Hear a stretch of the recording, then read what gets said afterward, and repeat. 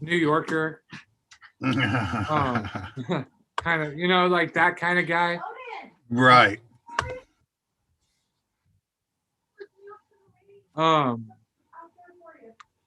it's pretty cool. They even sent me I didn't look at it really completely, but they sent me a coin, and on the flip side of it, there's like virtues, like industriousness, perseverance. Not all 9 of them, but I just thought it was very metagenic. I think that's, hey, if you're going to know yourself and seek self-improvement, nobody's got a corner on that market.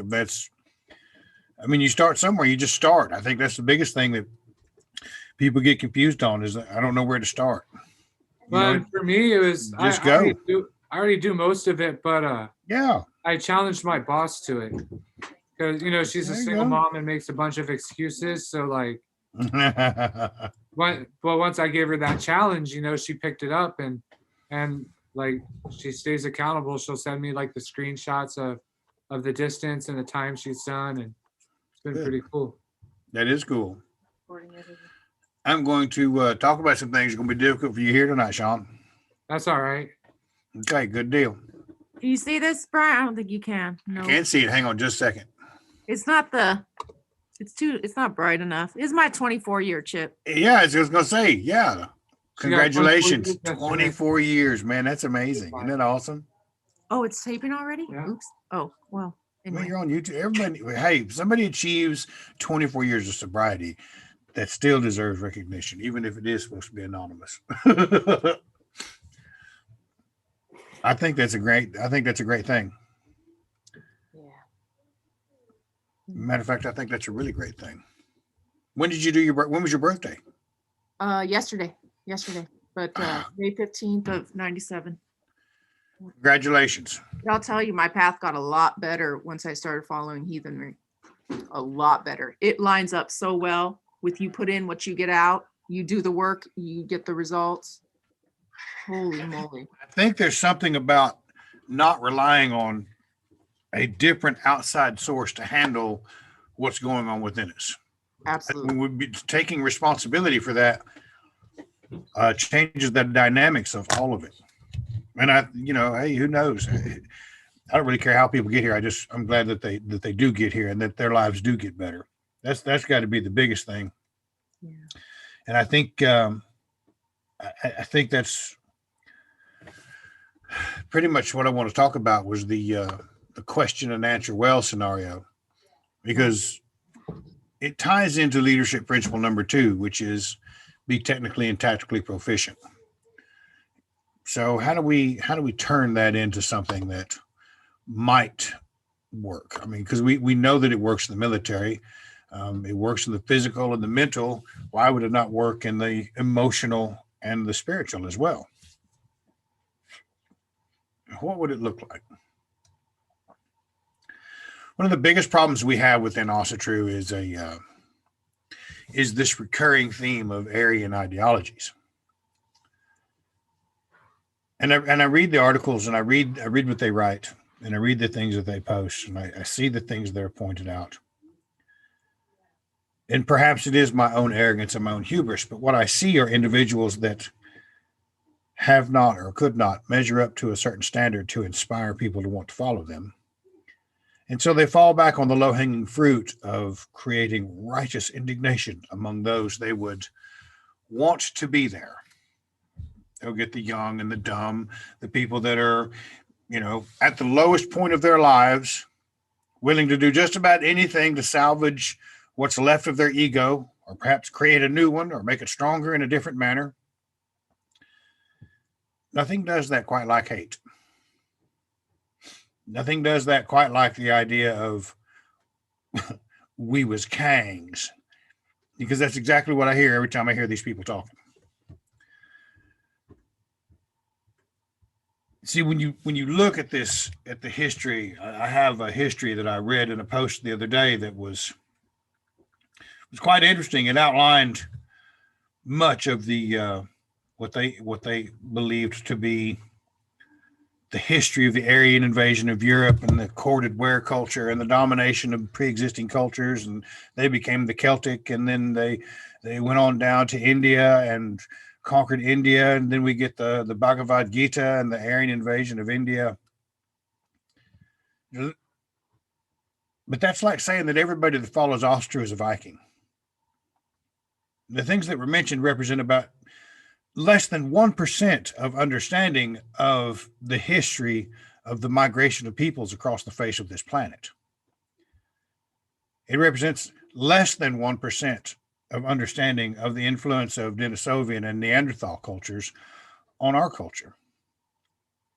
I don't know how many people are out there, but there's several of them that'll tell you I have 55% more in Neanderthal DNA than the next guy. I have 55%. My mother has 75%. My aunt has 82% Neanderthal DNA within us. It tells me there's something we're missing. See, the thing about the Aryan invasion of India, let's be very clear. There are no battlefields. There are no battlefields to be excavated. The Hindu-Saravati culture had been there for 4,000 years as an advanced community, like the Sumerians or the Mesopotamians or the Babylonians or the Hittites, before anything that resembled the people from the steppes of Asia migrating in there because of climate concerns. Now, if you don't know anything about Minoan and Babylonian trade, you would be unaware that there are several clay tablets that are letters between kings discussing a 300-year drought that was causing people to flee, not to invade. Same thing with Egypt, 1187, the end of the Bronze Age. We were talking about the fall of ancient Egypt. What caused it to fall? And everybody says the sea peoples. And they have these pictures of all these people on ships, like they're these great invaders. They were not invaders, they were migrants, also seeking refuge from that drought that was ruining multiple collapses of agriculture and communities. Still there today. So the Hindu-Saravati Valley had been there for 4,000 years.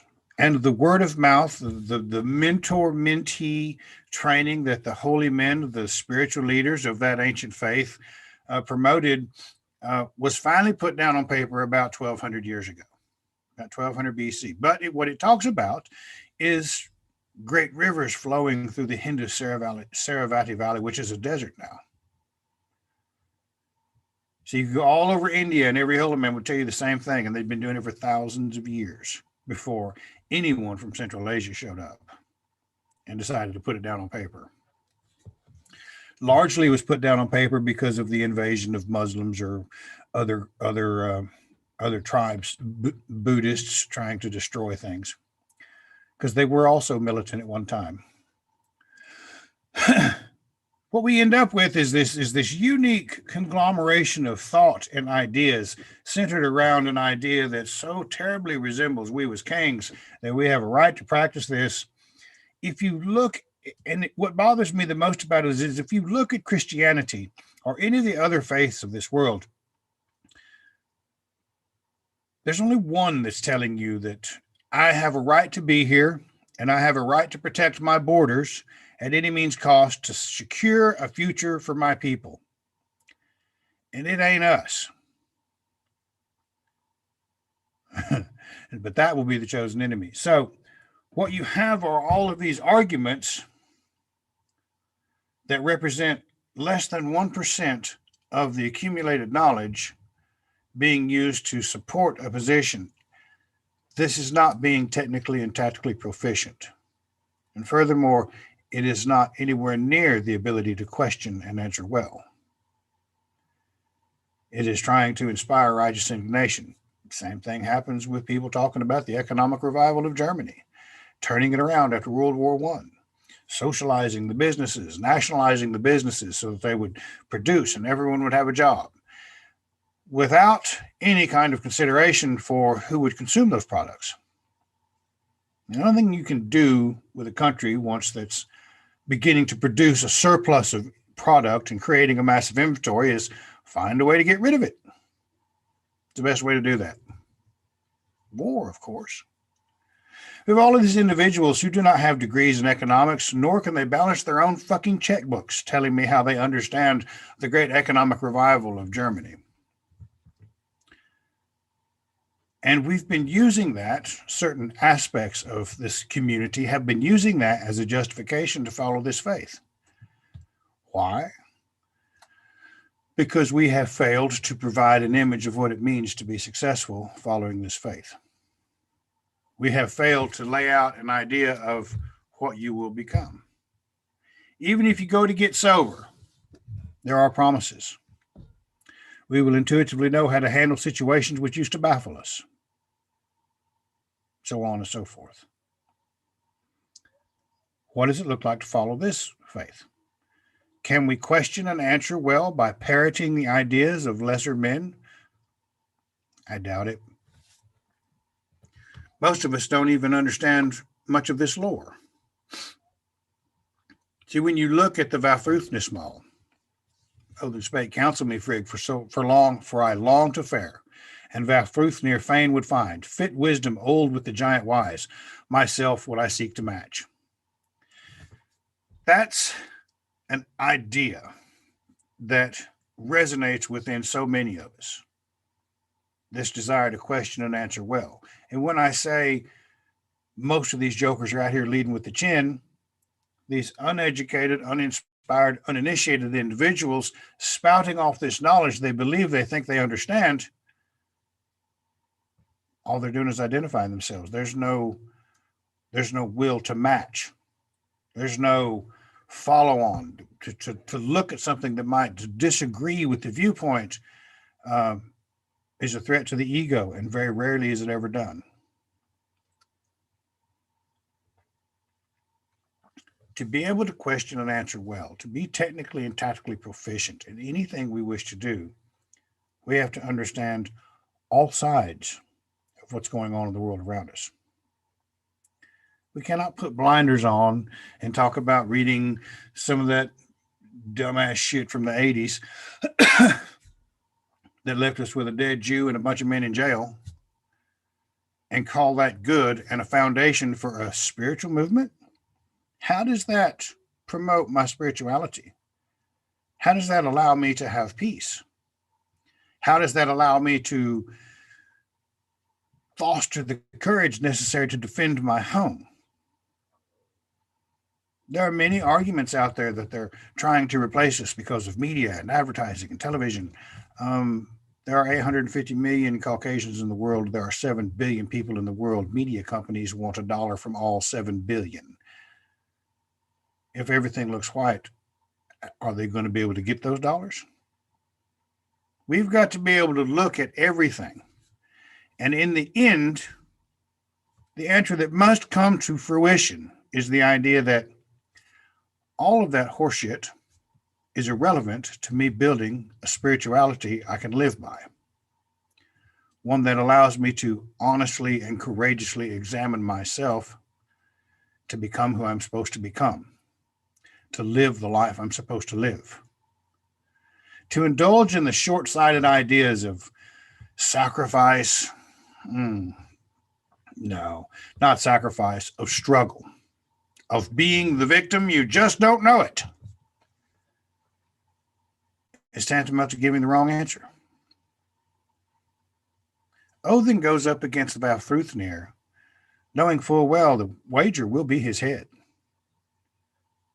Now, can any of us go up against someone of that nature or size or stature or wisdom with the knowledge that we know and keep our heads? I would submit to you that much of what is being passed off as relevant information and a justification for you to follow this Asatru way of life may not necessarily be able to give you that edge. And it's the feminine that comes to save the day with this. And she gives a real simple answer. Here, Father, here at home would I keep where the gods together dwell. Amid all the giants and equal in might to Vafthrûthnir, know I none. But there's something within the hearts of men. See, she's got common sense right there. Look, you dumbass, why don't you sit down here with us? Why don't you stay here with all of us? Because Look at what you've built. Look at the people you associate with. Look at the winners that you have decided to become a part of. You've built a group of people around you who are talking about high-minded, solid ideals that are fostering growth and strength, cultivating art and culture. Why do you want to go rub noses with those arrogant and egotistical, righteously indignant individuals who have no desire to move forward other than how much shit they can talk? So that's going to be the real dividing line amongst much of Asatru. The people that want to give this, I can go out there and give all of these short-sighted answers I wanted to. I could sell out in a heartbeat if I wanted to and be a millionaire and be a Christian preacher. Or I could buy into this Aryan horse shit, make $1 million. Everybody would talk great about me again. They would love Brian Wilton.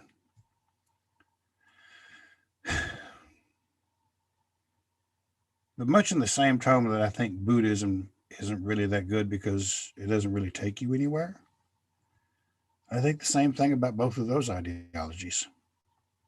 One requires you to believe that something else will take care of all of your problems. The other believes that someone else is the source of all your problems. Neither of them appeal to any kind of solid foundation for a spiritual belief. Neither of them, at the root of it all, can give us what we need to become something better. They give us reliance on a false idol and the building of an ego that's way out of proportion to what we can truly accomplish. Odin spake, much have I fared and much have I found, much have I got from the gods. Can we not realize who and what we are at this point? And fain would I know how Vafthrûdnir now lives in his lofty hall. So Odin's got a little bit ways to go right here. See, the grass ain't greener on the other side. Never is. The grass is green right where you water it. Right there, usually in your own home. Usually in the cultivation of a body of knowledge that can question and answer well. One that is technically and tactically proficient. And Odin eventually has to go on a journey to sacrifice himself to himself to understand this. Then he has to sacrifice an eye again to understand even more. And he still has to stand by and watch. Even with all he knows, he still has to stand by and watch the loss of his son. Because Frigga sought protection from everything, and she got it, except for the mistletoe. Odin sought an answer from the vulva. Who knows if it's the same one in the Voluspa or not. But she told him, that high seat over there next to Hel, that golden area, the honored spot, that's for Balder and Nanna. Here's a being who could shape the world, literally shape the world, the crafted men and everything in it, him and his brothers. And he has to stand by and watch these kinds of things happen. He has to watch his son go. This symbolic death, so he might begin another journey, so he and her might return to green fields, green pastures, and fields that bear ripened fruit unsown. Stepping away from all of the busyness of Asgard and all of the struggles and petty nonsense and drama that many of us feel like we are subjected to on a daily basis in this modern world. We seek to step away from it, to find ourselves on a journey with someone we love, so we might find that green pasture that we so desperately long for.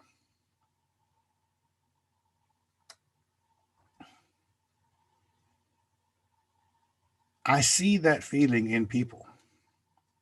I see that desire in individuals.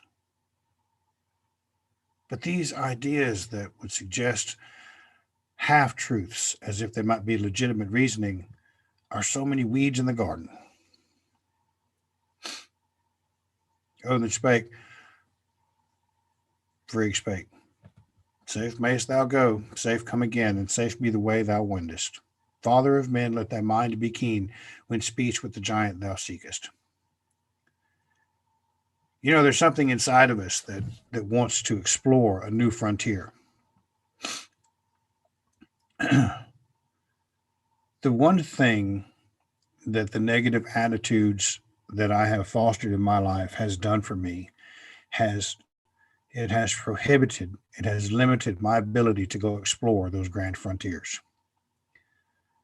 You take it to the extremes that we have many times, that when we end up in jail at the lowest point, and then we're told, oh, you're really a victim and you don't know it. There's really someone to blame. And there was really somebody that tried for us and he failed, and all of these other nonsense.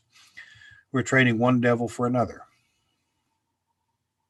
At the end of the day, what we fail to realize is my behavior, my attitudes, the things that I was taught has stopped me from entertaining this strong desire in our hearts and minds to be explorers. So we're given a new frontier to explore. We're given the spiritual one to explore, the emotional one to explore. I see the guys in the red pill movement building walls around the emotional stronghold of their heart so they never have another broken heart, because they really understand women and they understand where women are at. And she's not really yours. It's just your turn. I consider it to be emotional cowardice of the highest order. I'm sure he says a lot of good stuff that might help men, but you'd think that someone with any kind of understanding of psychological behavior might do better than making a quick buck helping a man protect himself from having a broken heart. He might teach him tools so that he might be somebody worth it, and then give him the tools to handle it if she ever does leave, or if he ever decides to love somebody new. But I digress. See, the wish for Frigga, for her man, is that his mind be keen, and his speech with the giant when he seeketh it. Wisdom then of the giant wise, forth did he fare to try. He found the hall of the father of Im, and forthwith went Ig. So he went and tried it. He's got to try it. We got to figure it out. We got to see. Doesn't matter if it costs everyone around us, the people that we love, the absence of us. See, when we build these families and these communities and we decide to venture off on some wild ass idea because we were listening to somebody on the radio and they were talking about, we're going to have a protest and you end up in jail again. Is that the smartest thing we might do for the people that we love? Is that tantamount to wisdom with regards to building and cultivating a future for ourselves and our family and our descendants? See, one of the things that people fail to realize with regards to Balder and Nana, yes, they both pass away and begin a new journey. But their son, Forseti, they've done such a fine job. Even the most astounding examples of people in our communities still have to undergo some kind of symbolic death of some aspect of their ego or some poisonous ideas to let go to become something more. Balder and Nana raised Forseti. He is the foundational concept of justice in all of our societies. He is the one that puts to sleep all suits. Imagine being so poor in spirit that we would submit to the idea that arrogance and braggadociousness of Tyr would be the source of our justice. Tyr, it says in the Prose Edda, he is not known as the reconciler of men. He is a wager of war. And yet we find routinely that we would submit ourselves to that. Are we thoroughly examining, unlearning, and learning new things? Or are we simply thinking, I can take this devil, give it a new coat of paint, take that paint off of it, take this devil over here, give it a new coat. I'll take that devil over this devil. I'll follow this path. I'll be angry at that devil. Everything's changed in my life. I think I'll go contend with greatness, and I only know half the story. That's literally what is happening amongst most of the people who want to believe in that kind of horseshit. That's a terrifying thought. And damn you, Brian, for saying that, because I was really important in that avenue. I was more important than you understand, because I really know. I know these things. I'm secure in all that. Okay. You secure enough to go up against a giant called the media? Because we've already lost against a giant called social media with that horse shit. because we decided to lead with the chin. Like any boxer that goes in the rings with his arms down, he's going to get popped in the mouth, leading with the chin. So I would submit to you that we're not following Frigga's advice. And we're certainly not following Odin's example of self-sacrifice, sacrificing the ego, of coming to the very edge of death itself, of sacrificing an eye so we might, sacrificing the ability to see so we might know all things. What did your sacrifice look like? Well, I spent 7 years, I spent 12 years. I did 7 years in the infantry. I did 5 years in prison. Okay. One was a volunteer that believed in a higher ideal. One was such a hellraiser they had to be removed from society. Is that a sacrifice? Did the behavior change? What does it become? If you've already made one sacrifice, how come it's so difficult to make another one? To achieve yet greater and more powerful growth and strength and understanding and love and compassion. And yet that's what we're up against. Vafthrûdnir spake, who is the man that speaks to me here in my lofty hall? Forth from our dwelling thou shalt never fare unless wiser than I thou art. And we always talk about justice and principle and ideas. And we want to, and we consider ourselves, we have this body of knowledge and we know it. And yet if a cop decides on the side of the road that you're getting out of hand and that you scare him and he or her, and they decide to shoot you on the side of the road, it doesn't take very long to go through someone's social media accounts or emails or pictures or comments and put you on the news portraying you as he did 5 years and he did 7 years of PTSD and he's an ex-con and he shouldn't have been handled with a gun and he had this drug thing and that drug thing and he might have been a wife abuser and so he was killed on the side of the road by an officer that was just doing his job. It's that easy, folks. Happens every day. And we think it's a smart idea to go running our mouths on the internet, on social media, about what we think we know when we are using less than 1% of the body of knowledge to justify a position that makes us feel the most righteously indignant and powerful. Forth from our dwelling, we might never fare, unless wiser than I thou art. It's time to step up our game in a number of ways. Number one, it's time to leave a bunch of that shit behind. But I'm focused and proud. Okay, how does that make you better than anybody else? I'm universalist and I understand. How does that make you better than anybody else? Because you've decided to put an adjective in front of your Asatru? Christianity's been doing it for a long time. There's free will and Holy Ghost and snake handlers and Catholics and Roman Catholics and no. Is it giving you insight and inspiration to be somebody better? Odin spake, Gangrath they call me, and thirsty I come from a journey hard to thy hall. Welcome I look for long have I fared, and gentle greeting, giant. So he challenges the idea that you ought to be offered a little hospitality. And it almost reminds me of entitlement.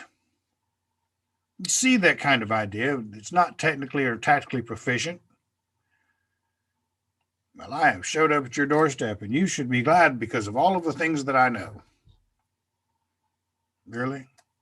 Show up at my house like that is going to be an issue. Vafthrûdnir spake, thou standest there on the floor whilst thou speakest. A seat shalt thou have in my hall. The obligations of guest are the same kind of and just as powerful as the obligations of the host. And we keep jumping into an arena that's not ours, where we are a guest and expecting all kinds of special consideration from the host when we routinely decide to show our ass. When are we going to become educated and generate works of art and culture? When are we going to become successful so that we might afford some of the things that we seek in this world? When are we going to step up to the plate and become the men and women we need to be in this world instead of just settling for average? See, that's really what's kind of resonating here. Okay, we've changed the spiritual foundation of our being. I don't really know what that looks like to do it. I don't really know where it goes. What can I expect out of that? Here's a little hint. You can expect anything you want to out of it if you're willing and courageous enough to try and be honest with yourself. And nobody wants to hear that. Well, I'm important. I'm doing great things. I'm doing things in the real world more than Brian Wilton is. I'm better than him because, well, I do real things. I'm getting people together. When you get people together, you've got to be able to tell them something. Why do they want to hang around you if the limit of your social influence is that, well, I know more than you about this and I'm a little bit cooler than you? That wears thin pretty quick. This isn't high school. This is real life where people have families and need to put food on the table and need understanding and deal with the pain of loss and deal with many other things. Cool only goes so far. I've known a lot of cool dudes in the world. A lot of times they end up in jail or dead, or homeless and broke, or single at 60 years old. You see them at the bar every morning about 10 a.m. They're probably pretty cool one time. Hard working, knew their shit kind of men. Oh, yeah, I can do that.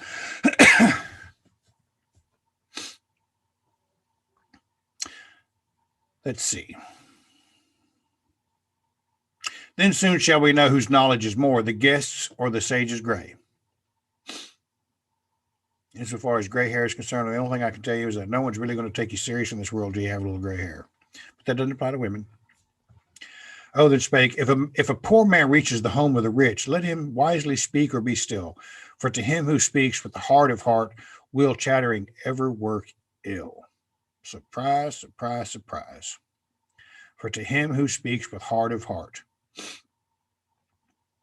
Righteous indignation has but one thing at the root of it, and that is anger, hardness of the heart. Will chattering ever work ill? I have never failed to see it not screw somebody over every time it's put out. Not only that, there's rooms full of these morons that are sitting there. I don't know if he said something one time that hurt my feelings, and it was a microaggression.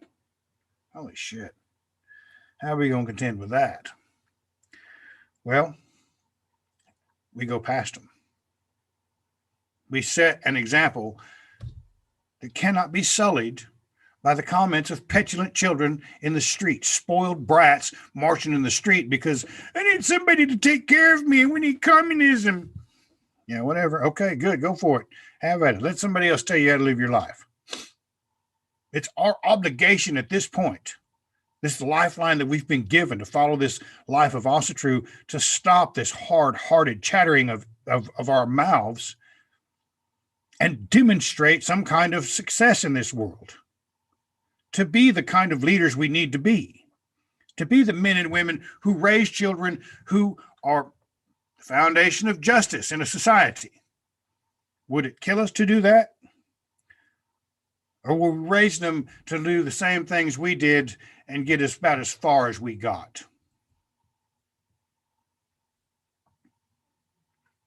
Speak forth now, gang and wrath, if there from the floor thou wouldst thy wisdom make known. What name has the steed that each morn anew the day for mankind doth draw? Odin spake, Skinfaxy is he, the steed who for men the glittering day doth draw. The best of horses to heroes he seems, and brightly his mane doth burn.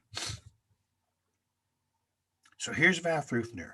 And I think many of the people that follow what I've been talking about with the righteously indignant ideas, the great big giants of men that understand things, few things that the average community doesn't know, they don't understand the real and whole true story.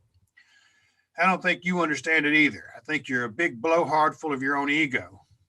And you want to compete with individuals who literally put that steed in front of the sun to try to tell them how the cow ate the cabbage. That's exactly what's happening here. How can we not see that this is, we're not Othen here. We don't know enough to go in here and compete with these people. We are more rather, we are the Vafthrûdnir of the world going out there to compete with things that we don't even have a body of education that helps us to understand the complexities of any of it, much less understand the complexities of our own heart and thought and mind and how they interact with each other.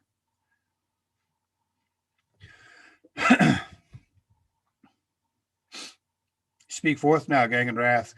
If there from the floor thou wouldst thy wisdom make known, what name has the steed that from the east anew brings night for the noble gods?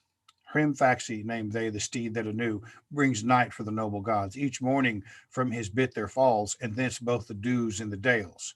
So we have the night and the day, the masculine and feminine, the dark and the light, the good and the bad. Both sides of a subject are thoroughly understood. Both sides of a subject. And it is high time we begin to understand both sides of the subject, because quite frankly, we ought to be taking some notes on some individuals that were successful in what they've done that we wish to do.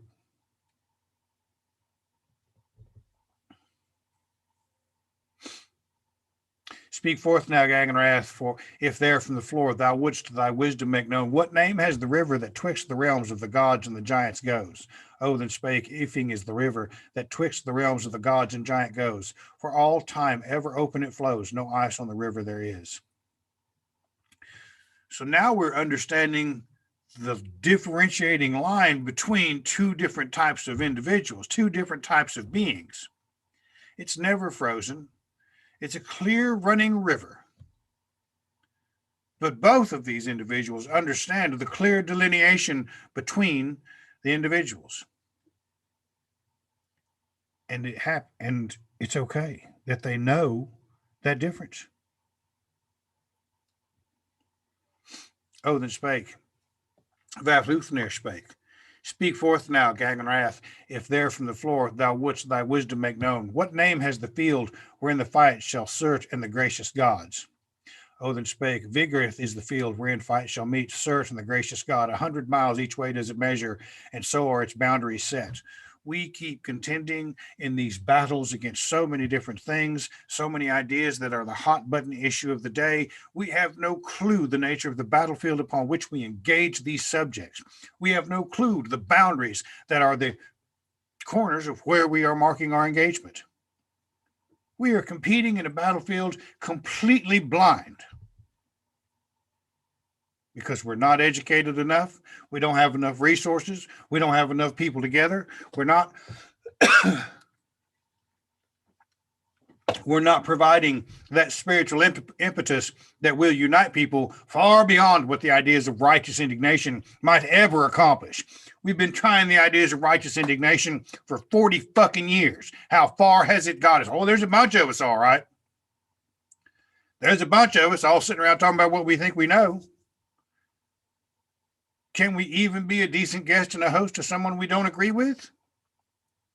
Well, I would submit to you that if we don't have that capability, are we truly where we need to be in life?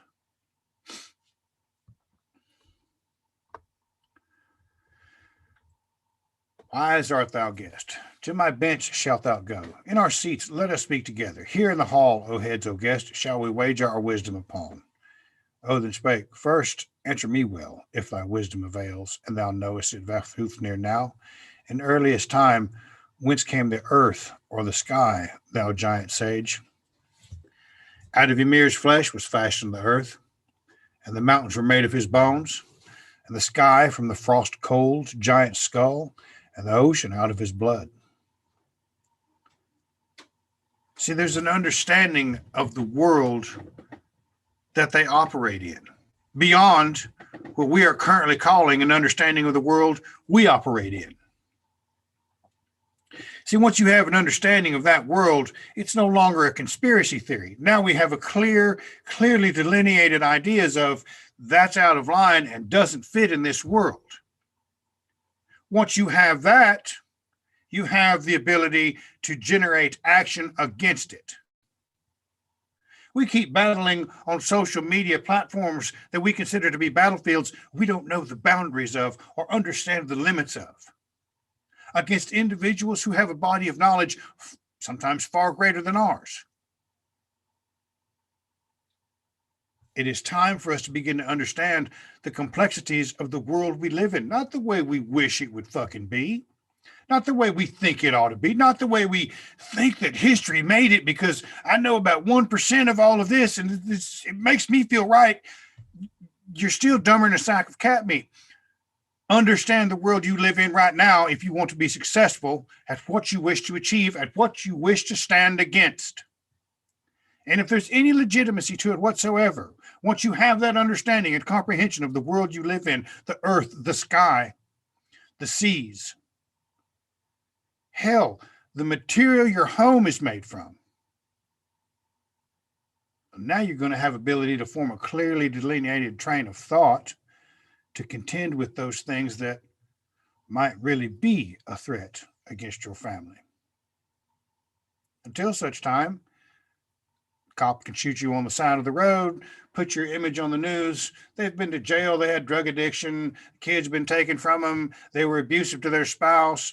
There was this, there was that. And he believed in this conspiracy theory. The rest of society, oh, okay, well, that's good. All the sheep will go, ah. And you're done. Your history. You failed to make a mark.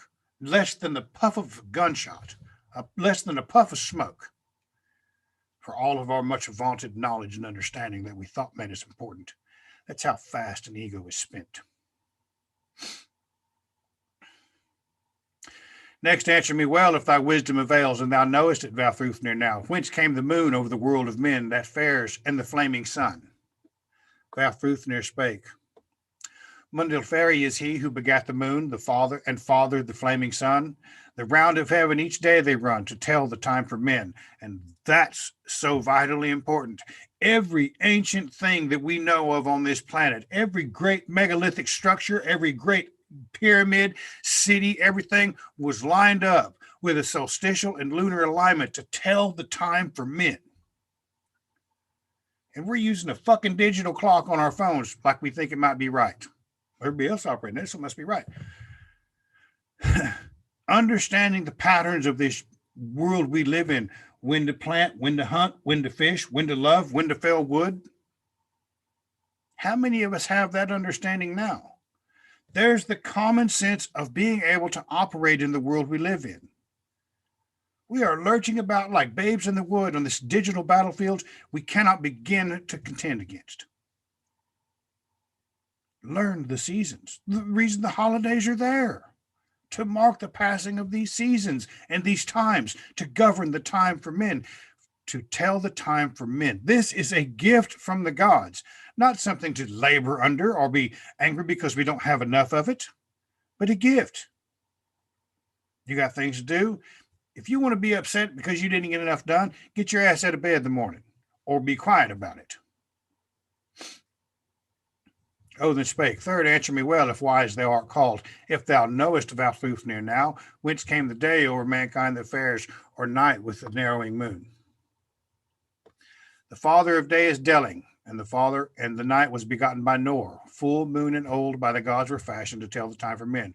One more time, another reminder, time is important. You only have so much of it while you're here. Someday you're going to flop out and keel over. And somebody's going to stand up at your funeral and say, he worked a good job, and then he was done. He was active in his church and his community, and then it was done.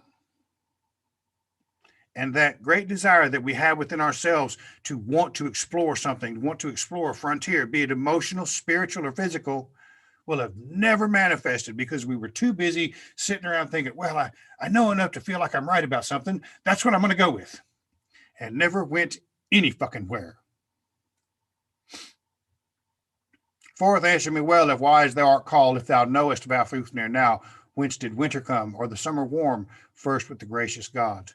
Vinsfall he was who was winter's father, and Svosooth summer begat. Fifth, answer me well, if wise thou art called, if thou knowest it Vafthrûdnir now, what giant first was fashioned of old, and the eldest of Ymir's kin? Vafthrûdnir spake, Winters unmeasured ere earth was made was the birth of Bergelmir. Thruthgilmir's son was the giant strong, and Argelmir's grandson of old. He understands where he comes from, but it is not the foundation of what he's achieved in this world. And far too often I see people looking way back in the past. I'm fond of looking back at my ancestry. I love it. It's inspiring to me. But it's also a challenge. How come them motherfuckers can do great things and I'm sitting here on my ass watching TV? Well, because you're sitting on your ass watching TV. Not a hard task to figure out. Every one of those should be a challenge. That one was a king. That one was a bishop. That one was a prince. That one was a knight. And what are we? Are we technically and tactically proficient enough to measure up to that standard? Various times in my life I have. At various times in my life I have fallen so far short of it you wouldn't recognize me in the gutter. I have experienced life. Sixth, answer me well if wise thou art called, if thou knowest it, Vafthrûdnir now.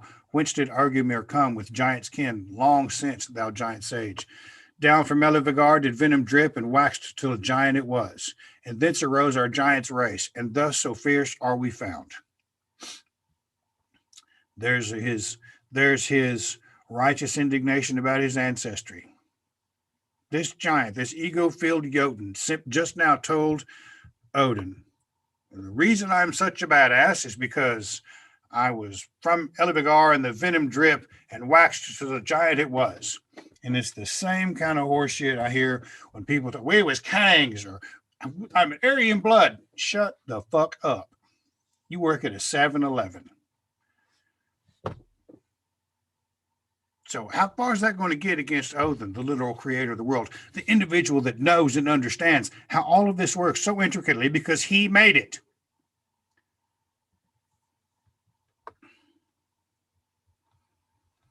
They say neath the arms of the giant of ice grew man-child and made together, and foot with foot did the wise one fashion a son that 6 heads bore. It's interesting because there's only one other creature in all of the lore that has more than one head, and that's Tyr's grandmother, who had 900 heads.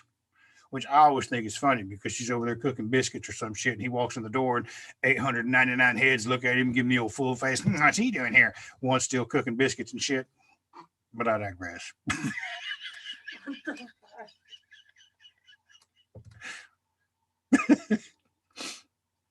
Odin spake, eighth, answer me well, if wise thou art called, if thou knowest it, Vafthrûdnir now. What furthest back dost thou bear in mind? For wide is thy wisdom, giant. Winter's unmeasured ere earth was made was the birth of Bergelmir. The first knew I well when the giant was in a boat, of old was born. He questions and answers him well. He asks about the eagle. He asks about the fate fixed for the gods. He asks about all of the Vanes, the Wanes, the Vanir, the heroes in Odin's hall in Valhalla. He answers about the giant's race and the runes of the gods. Much have I fared, much have I found, much have I got of the gods. What shall live of mankind when at last there comes the mighty winter to men? They shall hide themselves, leaf and leafless life and the love of life. And I suspect that might be what we need to be doing. Instead of cultivating a body of knowledge that allows us to indulge in righteous indignation like petulant children, perhaps we should be cultivating life and the love of life, because we have a great thing to celebrate here. And I don't care if you're at the sorriest point of your life. If you're alive, you have a great gift to celebrate. And if you can foster an attitude of gratitude around that and set some of that other small-minded, petty shit aside, you got a chance at greatness. I don't know what it looks like. You don't know what it looks like, but that's the beginning. That's the foundation of hope. That's the foundation that helps people step out of the shadows. That's the foundation of everything good that comes forward in this world, life and the love of life. And if you're lucky enough in this world and you have what it takes to share it with someone that has the same feeling about it, you got something really good. Now you got a chance to raise a child that can be the foundation for justice in a society, that can be a benefit to the world around them, that can be a benefit to the people, the community that you hold dear. Life and the love of life. Question and answer well is going to save Odin's head because he's got one question he can ask Vafthrûdnir that he don't know. What did I whisper in my son's ear? Who knows? Probably something like say hello to my girlfriend for me. Who knows what it was?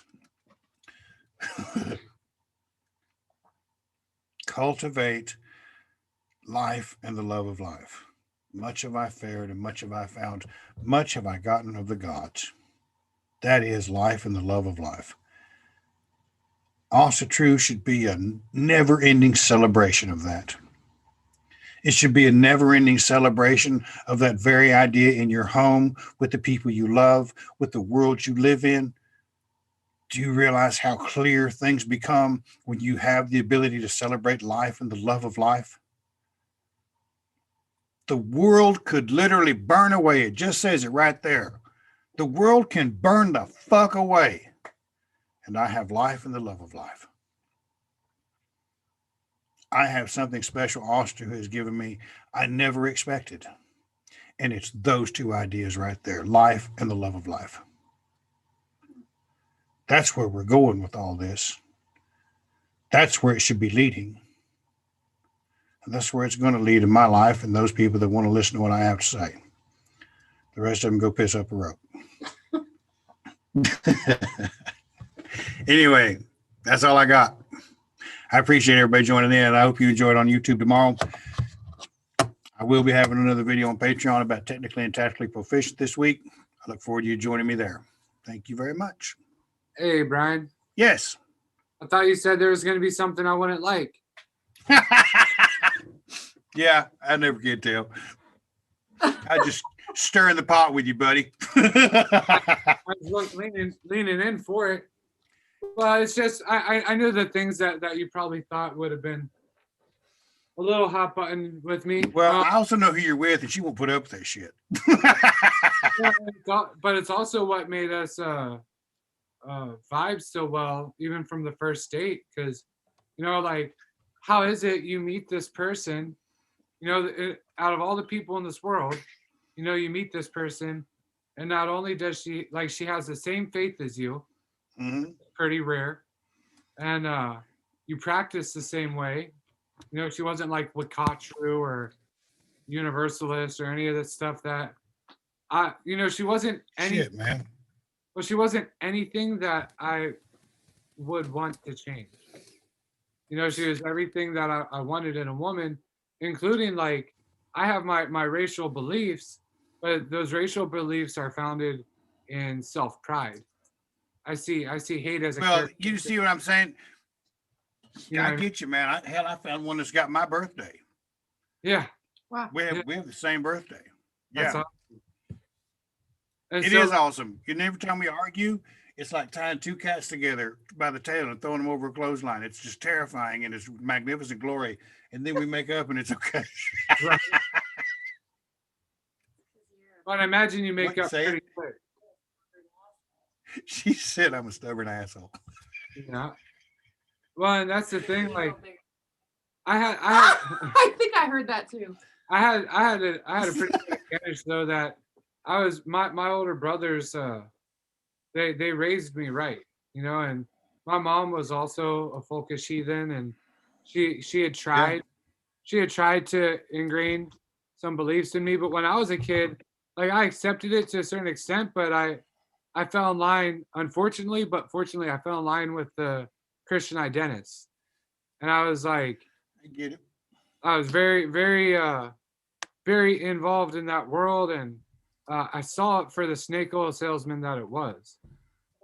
Eventually, See, that's, you know, I think that there's a lot of snake oil salesmen around us today, and that yeah, and it's very difficult to be honest and courageous enough and express enough vulnerability to say these kinds of things, because not everybody's going to like these things. right. And I don't care. I think they still need to be said, you know. But I get it, man. I get where you're coming from. I think that's what makes Asatru special, though, because we strive to be honorable men and women, and you can't be honorable if you're not honest. That's true. you know, and so What makes we, Asatru special is I have to use my daughter's headphones because I haven't bought any, and they're really just cat's ears. why didn't you do the video like that? Come on. Oh man. See, that's what makes it special. Y'all just don't know. Like he rides the short bus special. Yeah. She called me a dickhole the other day, and all I could think of was, what is the dickhole? Is that like an escaped circumcision from New York City? Some rabbi slipped, the thing rolled, well, you can't get me. There's a bunch of them running around New York City like rats, talking shit. Hey, a dick hole is pretty functional. There's nothing, Well, nothing insulting Just a- about dick hole. You're so wrong.